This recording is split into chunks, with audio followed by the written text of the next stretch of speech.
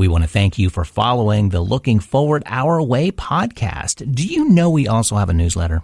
Our goal with the newsletter is to never waste your time or fill your inbox with email landfill. Each newsletter is quick and easy to read, and it keeps you updated on what we're working on as well as what's coming up in the next episode of the podcast. You'll see some newsletter items come and go, but we will always be respectful of your time and inbox clutter. And we always encourage recycling, so please send the newsletter along to a friend or family member. Sign up by clicking on the link in the show notes or go to our website, lookingforwardourway.com.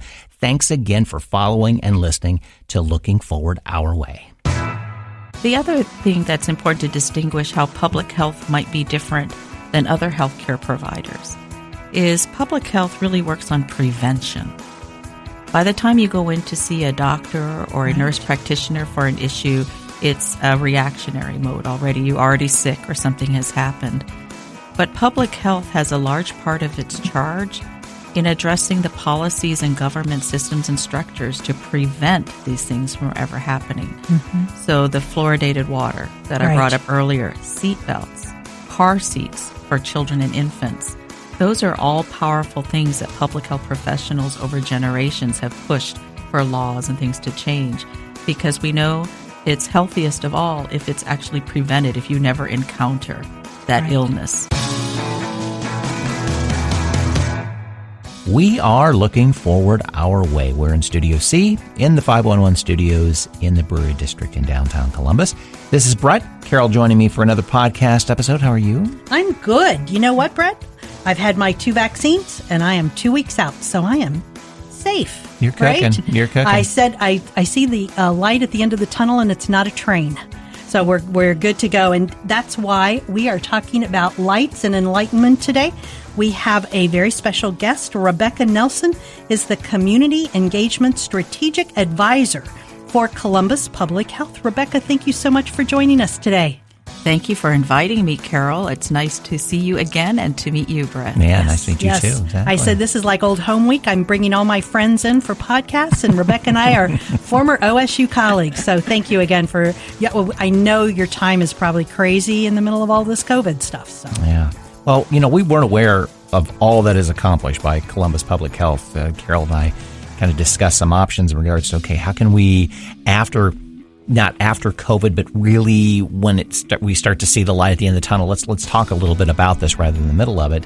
And we learned this department didn't just pop up out of thin air when the pandemic hit. Can you give us a little background of public health, the historic role it's played, and the mission vision it encompasses today, too? Thank you. Absolutely. I'm very proud of the work that Columbus Public Health does every day. And if I was to say in a soundbite what we do, we identify and address public health threats, we enforce laws that protect health, and we provide services to prevent and control disease. And the Columbus Public Health Department has a long history in this city. The first record of its creation was in 1833. It was during a cholera epidemic, and 5 citizens were asked by the then mayor, to create sort of a workforce group to address these issues. So what I love about that story is it shows, I don't remember the exact Margaret Mead quote, but all it takes is one or a couple concerned citizens to make a difference, right? So that's definitely a part of the history of this city. And then they became somewhat formalized in 1835, a couple years later. But the role and the work of Columbus Public Health has definitely changed over the years. Our overall mission is to protect the health and improve lives in our community. And that's a big scope. And originally, it was about things like cholera, smallpox, typhoid, polio, right? Those things were early on. But it has continued to evolve. We know obesity and chronic disease is a number one killer, right? So public health's role has continued to evolve with the times. But one thing for sure is natural and man-made disasters are always going to be on our radar. And our mission stays the same as it was over 180 years ago, to help the people of Columbus and Central Ohio lead healthier and safer lives. Today, or in the last couple generations even, some of the accomplishments have included fluoridating drinking water. We don't even think about that, how that's been such a boon for dental health, which we know is connected to so much of our body's health. Creating safer food systems, improving the health of mothers and babies. As most of us know by now, the city of Columbus is on a negative radar with the infant mortality rate in our city.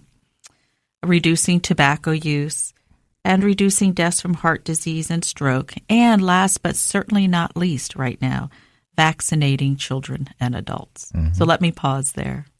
You know, that when you think about how often and how easy now we get notice from Kroger saying, you bought this particular item and it's got a recall, so bring it back. Yeah.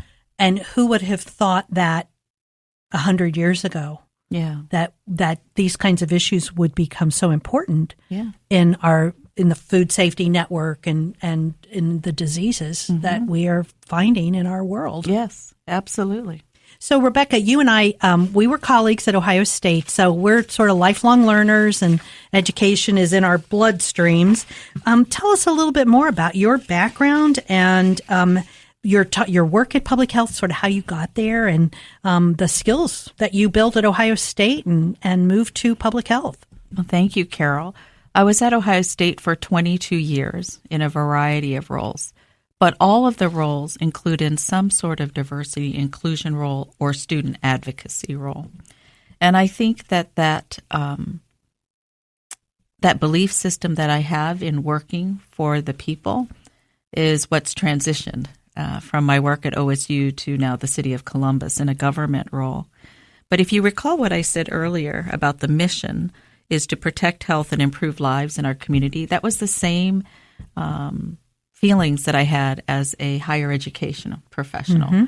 I wanted to protect the student body, improve their lives, help them gain access. So the work that I've done at Columbus Public Health has been around access issues, health equity issues, and working with the common people, getting them involved and engaged in the work that we do, too. I was recruited to Columbus Public Health by Dr. Teresa Long, who was the previous health commissioner. Yeah. And as you might know, she is now back at OSU working with the College of Public Health. So life is circular, right? But she recruited me because she was looking for somebody outside the box. I did not have a degree in public health, but I had had a long history working with different diverse populations around access and equity issues. And so that is why she tapped me. Fabulous. She did a great job as our health commissioner, too. Yes, yes. So I started as the administrator for what was then called Neighborhood, the Department of Neighborhood Health. And since then, you know, all systems go through reorganizations. And since then, a lot of those programs are now in a new center called the Center for Public Health Innovation. And one of the key charges to that center is to address issues where racism raises its head as an issue of public health, right? And then the Office of the Programs of Health Equity, Minority Health, Chronic Disease Prevention are all in that new center. And when that new structure was created, Dr. Roberts, who is our current health commissioner, asked me if I would come and work with her as her strategic engagement advisor, working with the communities. So that's what I'm doing today, working with public health in that capacity. You know, it's interesting. We had Franklin County Auditor Mike Stenziano on our podcast a couple of weeks ago, and I think that the general population has no clue how much work is being done in our governmental entities. And I hope that this kind of information and our podcasts are helping people to educate themselves about where their tax dollars are going, what is good coming out of government, but also to realize all the resources that are available. If there's an issue, there are people you can talk to. And Absolutely. And I think that's one of the most important things that we can get out today to our listeners. The other thing that's important to distinguish how public health might be different than other healthcare providers. is public health really works on prevention. By the time you go in to see a doctor or a nurse practitioner for an issue, it's a reactionary mode already. You're already sick or something has happened. But public health has a large part of its charge in addressing the policies and government systems and structures to prevent these things from ever happening. Mm-hmm. So the fluoridated water that I brought up earlier, seat belts, car seats for children and infants, those are all powerful things that public health professionals over generations have pushed for laws and things to change, because we know it's healthiest of all if it's actually prevented, if you never encounter that illness. Right. Mm-hmm. So. Right. Very good. Well, can you go over some of those programs? I mean, we touched upon it, the safe drinking water, the food safety, even to safe workplaces. Mm-hmm. I mean, you do more than just the testing and tracing and vaccines for COVID-19, which has been the highlight, of course. Yes. And that's put you in the spotlight, and it's very important, of course. But I think we wanted to delve a little bit deeper in regards to what public health does do and talk about some of those programs. Yes. So as I mentioned earlier, improving the health of mothers and babies has been a big part of our work as well. And like many things, unfortunately, the community has known for years that this was a serious issue. But it wasn't until infant mortality rates started really getting addressed and elevated through media, et cetera. And so the first effort started at Columbus Public Health for the city, but they have now gone to be their own department called Celebrate One here in the city, and that's a cabinet-level position on the mayor's cabinet. That's incredible. So just raising that as another issue. The things that we don't always think about are restaurants, licensing, inspections, swimming pools, right? I worked recently with our team who works on examining deaths as they've occurred, and they discovered that there had been an unfortunate number of child deaths by drowning, right? So there's that caused us to do a whole new round of outreach to those communities in which those happened. But I think people don't think about the vast scope of public health, for sure. We do have clinical operations, which are some people consider the backbone of the work that we do. We have a profoundly effective women's health clinic. We have amazing sexual health services, and we have a dental clinic as well. But I think it's the broader things that have grown over time that people don't think about the work that we do. One newer program that I will elevate is the Care Coalition work. Our social work team created sort of a early initiative of this after there were multiple homicide deaths out on the west side of Columbus. It was all on the same street, and it was two houses across from each other, and people were shot to death. And the whole community was traumatized. So that is when trauma came on our radar and how we could best respond to communities that are struggling and trying to find their way through, much less the families who were directly involved. And that program got lifted up by City Council and the Mayor's office a couple years ago, and it's now called the Care Coalition. It has extended funding. And what I'm really pleased to see is the acknowledgement of the worth and the role and the importance of social workers in public health work. Mm-hmm. It's not just inspectors, it's not just nurses or doctors, it's social workers as well. So now when there's a homicide in the city, this team is one of the first teams to reach out to offer help, support, resources to the affected individuals. And then they do many more programs with schools around resilience building.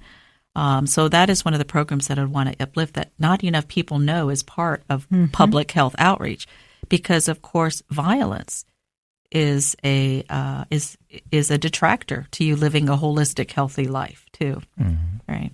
Well, what's interesting, too, is that some of these issues are things that we don't even realize are issues. And until it became so well known in the newspaper, no one had any idea that the moms and babies in Columbus were dying, and that there were things going on in our community that we could fix in this area. So I think that public health is also keeping not just the general public, but the decision makers, policy makers aware of issues. Yes. Yeah. Policy is a big part of the work that Columbus Public Health does these days, for sure. Okay. Yeah. As we were just talking about diseases, and I had mentioned that a young girl had polio in my neighborhood when I was growing up, and she suffered with that for many, many years. But today we have technology. We have vast educational programs that did not exist when polio was out there, and things that even through COVID, we've seen how we can help families through these crises. Can you give us a little bit of a glimpse on the ways that public health has attempted to better educate citizens and try to shatter those barriers? Absolutely. I think the original days of doing not original, but maybe in the middle years of public health outreach, there's a lot of support with health fairs, church programs, events that are going on in the communities. And when I joined public health almost 7 years ago, there was still a lot of that going on. But being in the pandemic has sure forced us all to realize that there are additional creative ways of communicating. So printed material only reaches so many people. Right. So our social media presence has really ramped up, et cetera. And then the whole concept of who are trusted messengers. So even though we have wonderful staff who have strong relationships, as an agent of the government, of the city, sometimes you're not the best trusted messenger. So that is why it's so important that we have partnerships with area organizations, leaders, agencies who are on the front lines working, right? Some of the social media campaigns that I think have been really powerful since I've been at Public Health have been the Take Care Down There campaign. And I raise this because I know for our, what you might call our elders or seniors, and I consider myself in that group now, sexual health is still very much an interest and still very much an important topic, right? And so the Take Care Down There campaign talks about STDs, what you need to do. And I think there's sort of a feeling that when you get to a certain age, you're just not active anymore. And that, as we all know, that is not true, right? Mm-hmm. So the Take Care Down There campaign was a very powerful, it's still going on today. Mm-hmm. The Water First for Thirst is another powerful campaign, particularly if you've had kids in schools, et cetera. It's so easy to just throw that juice box in their lunch box or whatever, right? But we know that water is the best and the healthiest choice. So there's been this whole campaign for Water First for Thirst with child care centers, preschools, as well as K through 12 as well. Some of the other campaigns that have been really powerful have been sort of informal campaigns through the Care Coalition, who I mentioned earlier. They're working with, they have well over 100 partners that they're working with across the city, right? So the informal campaigns are also important, as well as the ones that we see constantly repeated and posted. But the biggest lesson has been that the flyers and the printed things are still places in need for those, because we still have significant portions of our community who are not on the internet. Right. The digital divide is real for many of our community. But the social media presence has been a real game changer. Also, the sort of advocate list. So throughout the pandemic, I've had a list of, I think there's close to 80 individuals on that list now who represent different agencies that do outreach to vulnerable groups. And I send them every week emails and updates and notices.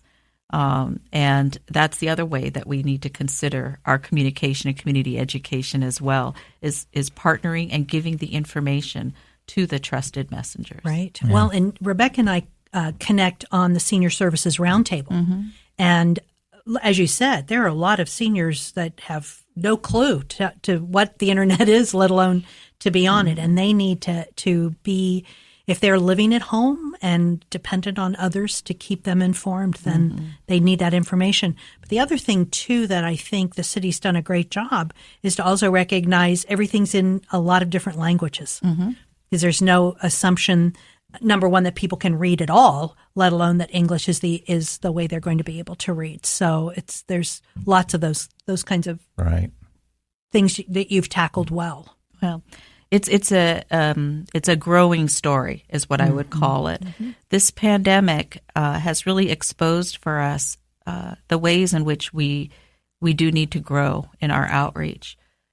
So, as you've mentioned already, I've been really concerned about literacy.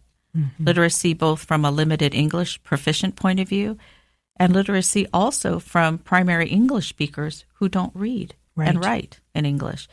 And so it cuts across the board. And Columbus has become a very diverse city.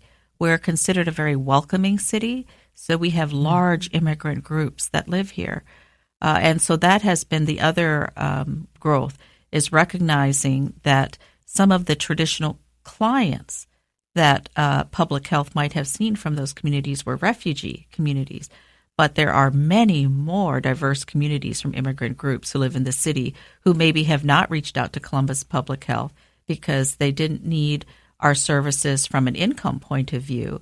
But during a pandemic, we need to figure out how to communicate profoundly and well to all communities. Right. Yeah. The other, I think that, what are there, over 50 languages in Columbus now? I think I read somewhere. Yeah, that might have been the New Americans report that was generated a couple years ago. And then you talk to some people and they say there's well over 80. So it's always changing. It's big. It is big. Yeah. But I can remember when my grandparents came from Italy, there was a large Italian community, many of whom spoke and read and wrote in English. And they all made sure their kids got into school and so that they could also translate, because my grandparents didn't speak it very much English at all. But now you could have someone from another country and there may not be more than a handful of individuals in that language. So that would be really tough be able to catch up with people who are already having multiple issues and difficulties being in Columbus anyway. Yes. You know, the three top languages that Columbus Public Health gets asked to either interpret or translate into have for quite a few years now continued to be the top three, and that is Spanish, Somali, and Nepali. The largest Bhutanese Nepali refugee population outside of those countries resides in central Ohio. Not enough people know that, right? But that's just the top three, and then and it drops down to many other languages as well. Right. And I have to say that there's an important protocol around interpretation. When I first came to Columbus, I did lots of volunteer work with the Ohio Commission on Minority Health. And back then, there were a lot of children who were being asked to interpret for their parents and family members, which is not ethical. If you can imagine a mom going in for some issues and her child having to interpret for her, there's a lot of ethical issues with that. So now there's a whole protocol and industry around interpretation, what's appropriate, et cetera. And organizations like Columbus Public Health have changed. So we have many contracts now with vendors. And as you mentioned, Carol, not all languages are there easily accessible interpreters locally. So that is why we contract with regional vendors, and it's done virtually. So you might, we use the MARTI system, but it's basically a form of Skyping in a vendor, right? And that's the way that we're trying to pair up community needs with technology. Wonderful. So can you expand on the barriers and challenges that public health has met over the past year? I mean, what did the department learn regarding planned outreach and what worked, what didn't work? I can imagine it was a lot of trial and error very fast. What is the term or phrase, fail fast and learn quickly sort of thing. But Well, what Columbus Public Health does really well is mobilize around emergencies. And any public health system has a structure called incident command, which is what you go into when a clear threat to the community has been named.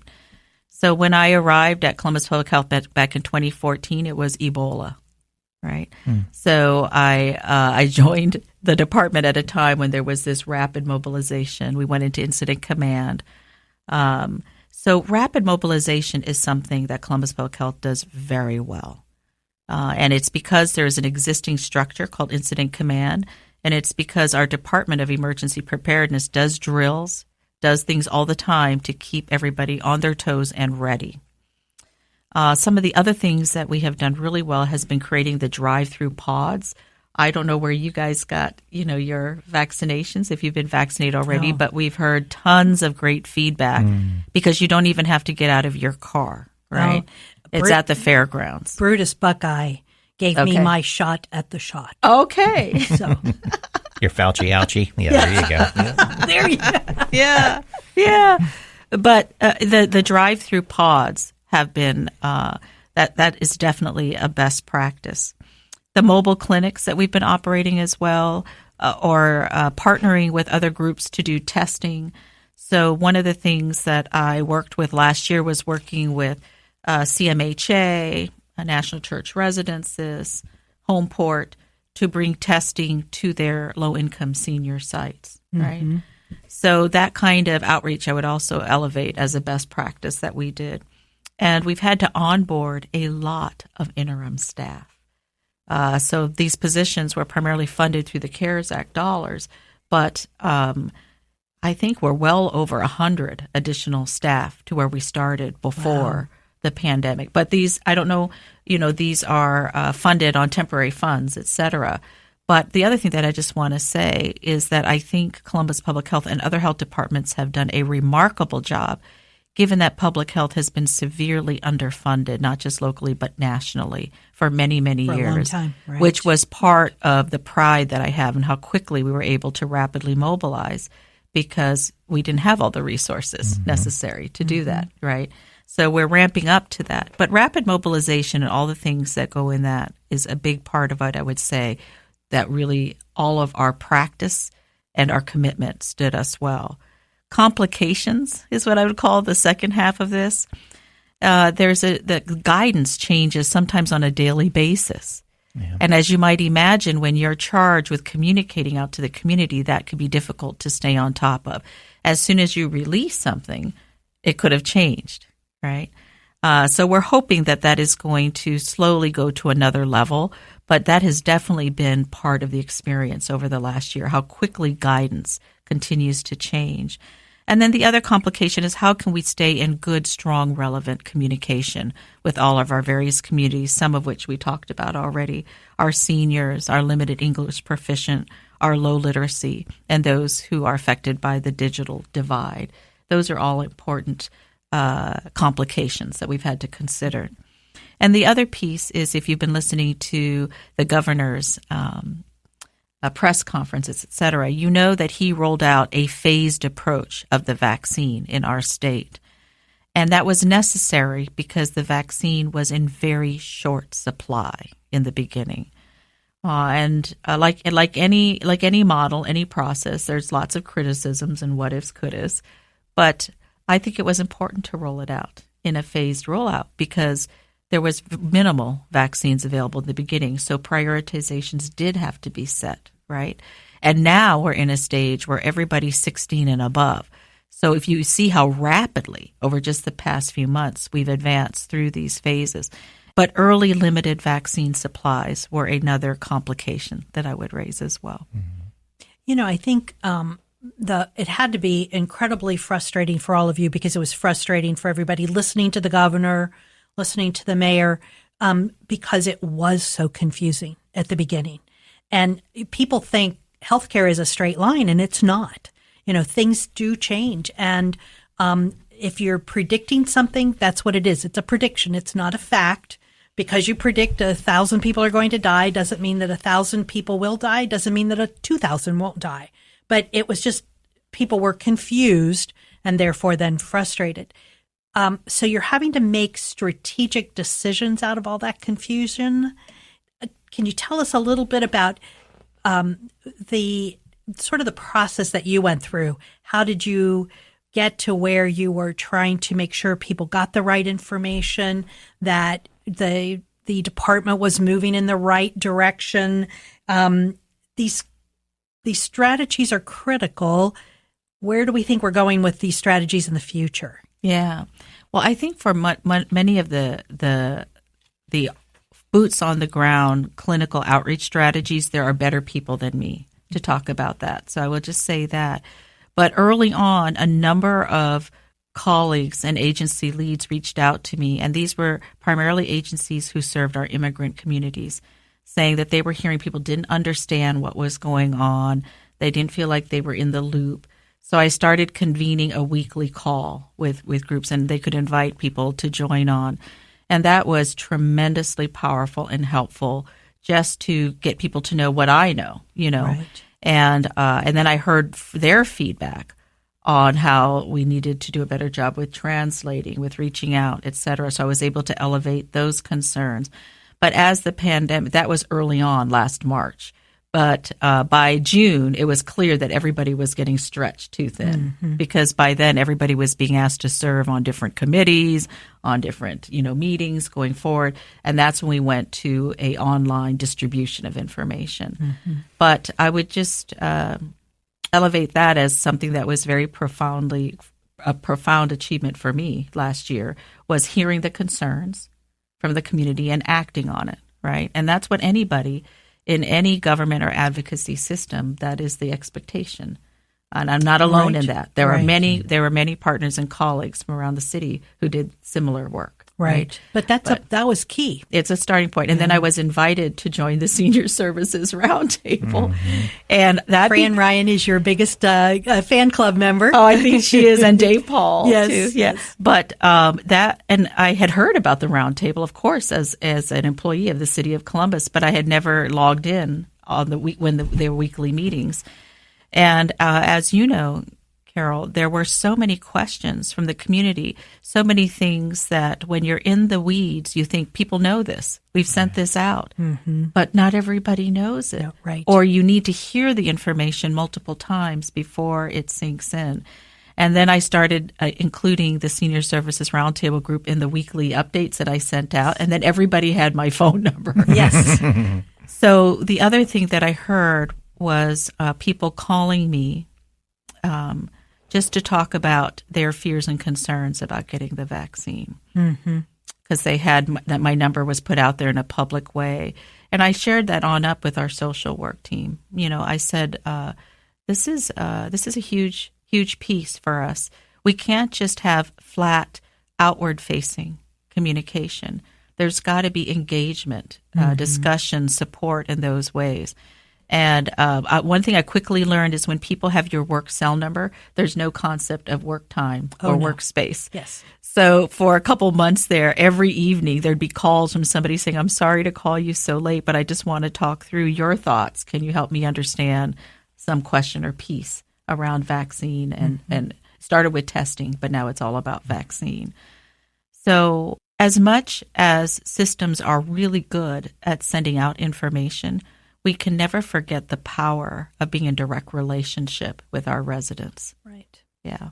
And it's what's interesting about this pandemic, and history will have discussion, our future will have discussions in a historic context. This pandemic was different because technology was different. Not just the fast rollout of a vaccine, but the fast and vast amount of information that went out at all levels of government and international. We weren't just looking at what was going on in the U.S., but watching the U.K. because they're about 3 weeks ahead of us, those kinds of things. I mean, I think this pandemic is really different. Yeah. It's huge, but it's really different than what has happened in the past. I agree totally. And the other piece is so many of our residents get their information from overseas news outlets.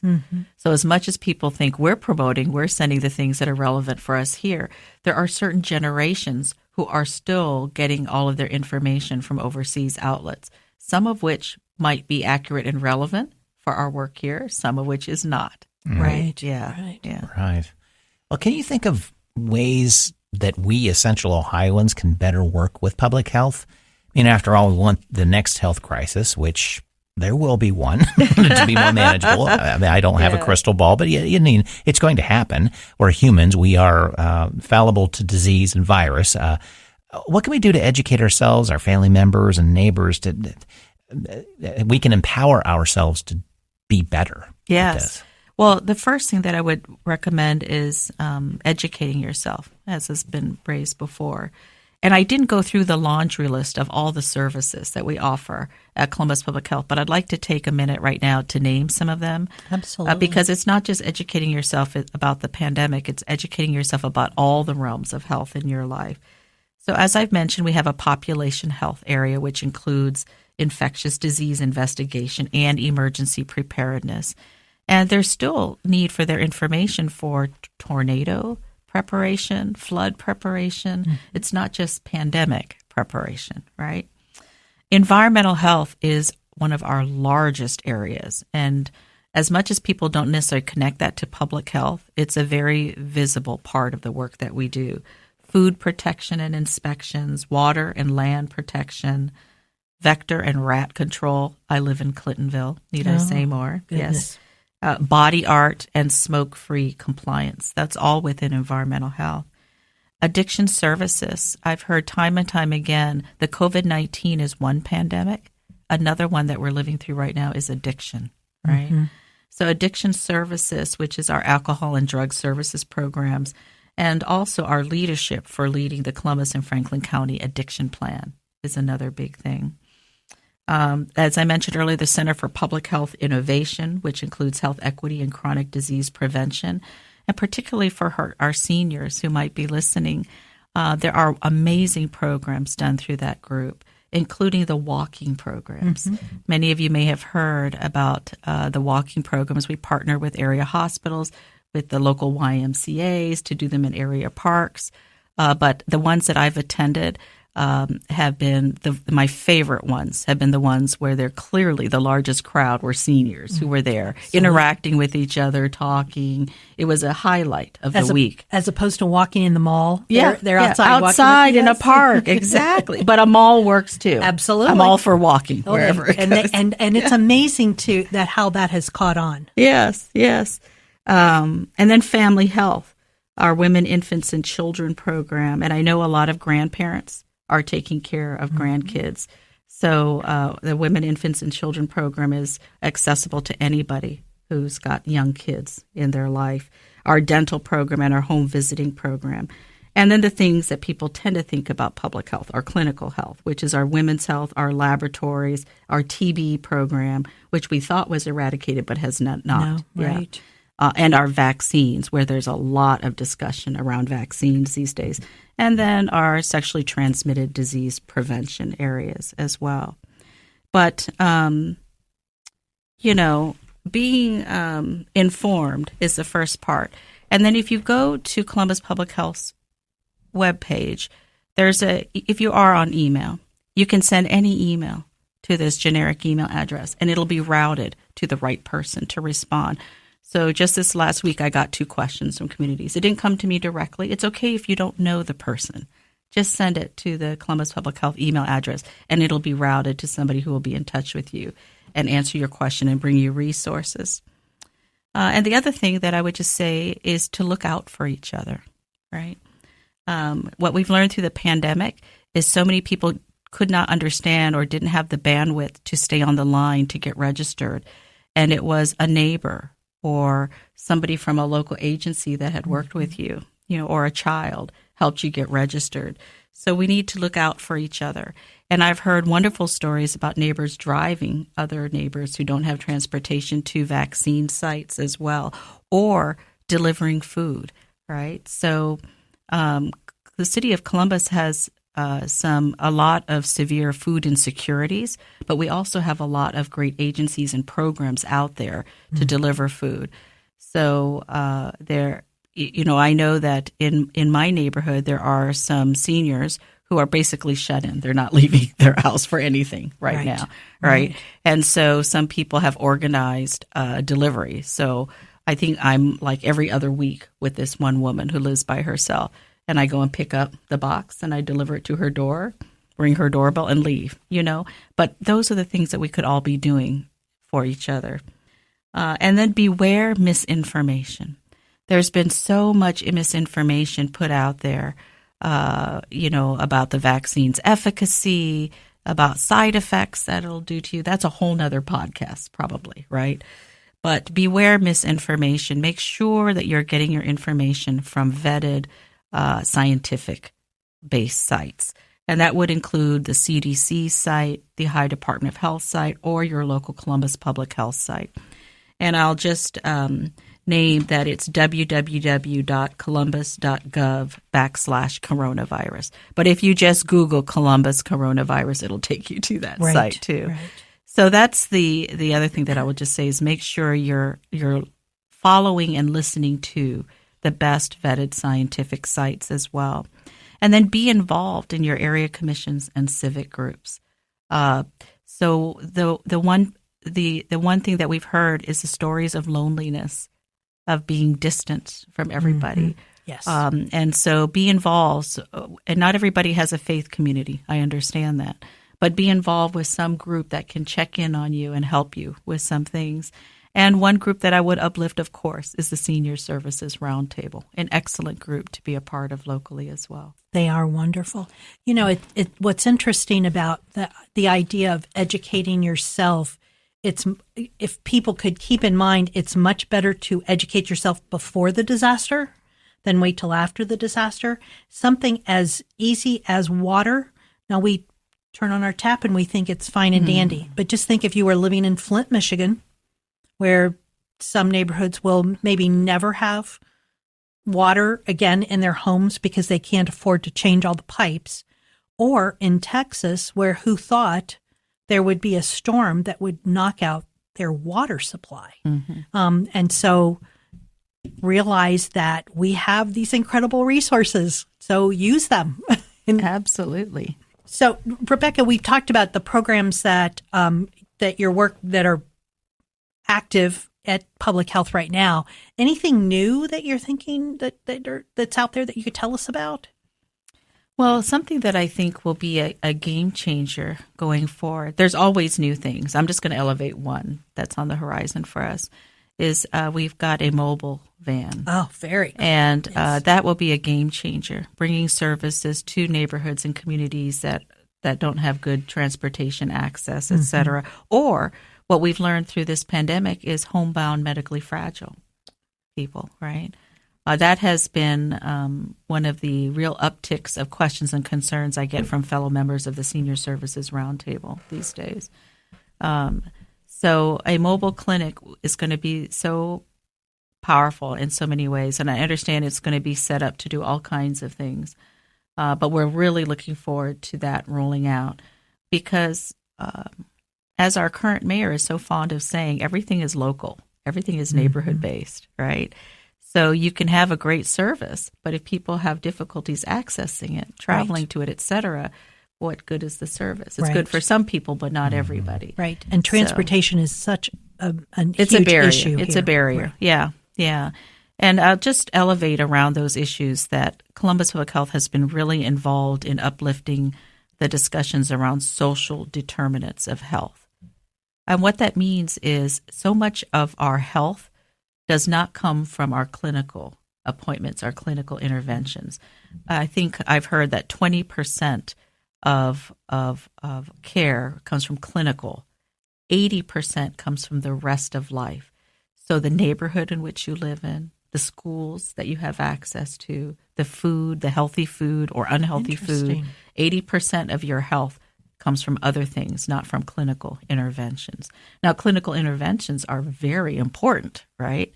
But it really lets us think, and when I think about the expansive role of public health from its early days in Columbus, being focused around cholera, for example, but now the vast scope of everything that Columbus Public Health has a finger in the pie in, right? Right. It goes to that social determinants of health. There are so many things that affect your life expectancy and your health as an individual and as a community. So let's talk about an example. I'm thinking the school lunch program, so that a child is getting good food because they're getting it at school. Is that the kind of am I on the right track here? Well, that's a complicated answer, and I do have some great people to recommend to you for a future podcast. But what I would say is the zip code in which you live is a clear indicator of how long you're going to live. Right. The zip code in which you live right? So that is a classic example that's often raised around a social determinant of health, because you might live in a neighborhood that's been redlined by past policies, so you don't have good systems, you don't have good businesses there.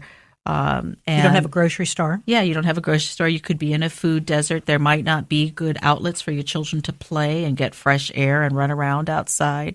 So that is the example that I would raise, is the zip code in which you live is a huge precursor. And I think there's been studies with the Curran Institute on Race and Ethnicity at Ohio State. They've done lots of these types of studies in partnership with city and other partners that show, depending on where you live in Central Ohio, there can be almost a 20-year age difference. Right. Life expectancy, not age. Right. Life expectancy. Right. Yeah. Yeah, there was a study, and I was just sitting here trying to remember. We will find that out and include it in our show notes. Okay. For people to read. But it was in the newspaper. Yeah. But yes, in Columbus, which is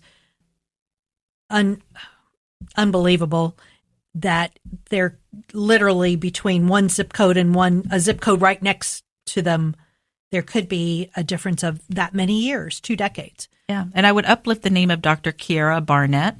She's a researcher with the Curran Institute, and she's been doing a lot of presentations on social determinants of health.